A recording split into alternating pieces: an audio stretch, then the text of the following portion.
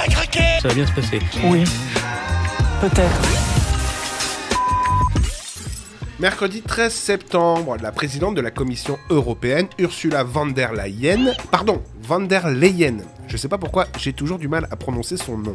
Ursula, donc, a prononcé un discours sur l'état de l'Union européenne, une sorte de bilan élogieux de son action et les grandes perspectives pour l'avenir. Un discours qui n'a visiblement pas passionné cette députée européenne, filmée en train de tricoter pendant qu'Ursula parlait. On bat les couilles, frère. Mais il y a eu aussi des réactions plus véhémentes et argumentées, notamment celle du député français François-Xavier Bellamy. Au moment où nous parlons, le Secours populaire annonce que 20% des Français vivent à découvert. Dans toute l'Europe, 1 personne sur 3 se prive d'un repas pour tenir. Des millions de foyers, d'artisans, d'entreprises n'arrivent plus à payer leur énergie. Malgré ce retour de la pauvreté, la Commission n'aura cessé de multiplier les contraintes sur ceux qui travaillent et produisent en Europe. Vous avez longuement parlé d'électricité, pour accélérer l'implantation des éoliennes, mais toujours pas un mot sur le nucléaire, pourtant première source d'énergie décarbonée et accessible en Europe. Il a raison. Le député belge Marc Botanga est encore plus direct et brutal dans sa réaction au discours d'Ursula.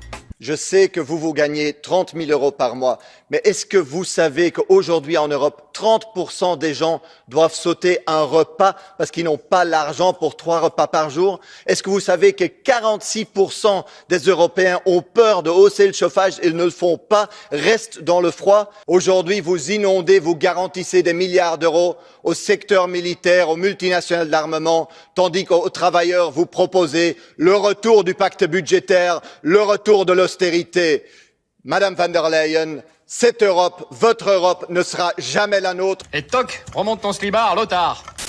Je vous ai gardé le meilleur pour la fin avec l'allocution du député autrichien Harald Wilimski qui résume très bien tout ce qui ne va pas avec cette Union européenne. Nous avons une inflation de plus de 10%.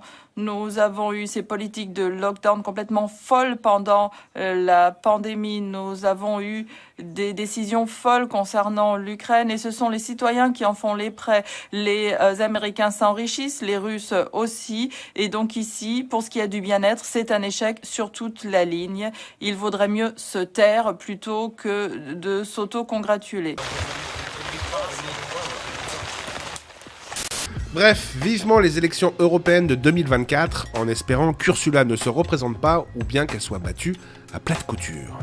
Casse-toi! Allez! Je vais plus jamais te voir, dégage!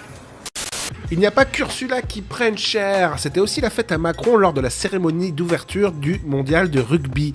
J'avais fait une vidéo là-dessus, je vous laisse regarder.